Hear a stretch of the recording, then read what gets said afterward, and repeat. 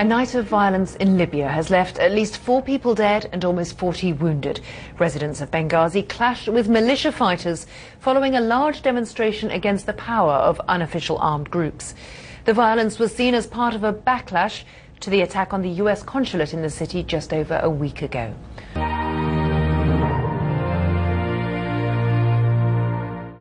Thousands have taken to the streets to demand the government tackle the armed brigades that roam the city. They said they wanted to save Benghazi, but as night fell, the protesters took matters into their own hands. They first headed towards one of the bases of Ansar al-Sharia, a group of fighters suspected by many here of being behind the attack on the US consulate and several other violent incidents since the downfall of Gaddafi. They tore down the group's banner while chanting, "No, no to the brigade," and entered a compound which was previously home to the internal security of Gaddafi's regime. Perhaps knowing that this could happen after the protest, the base had been evacuated. When the protesters came in, they didn't find anyone. Now the National Army and the police have taken over. There was an air of both defiance and celebration on the streets. But then, things took a turn for the worse. The protesters headed towards another base, this one under control of a group known as the Rafallah Sahati Brigade.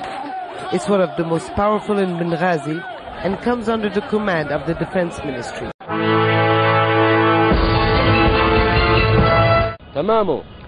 This base was handed over to the intelligence service, and they have the legitimacy.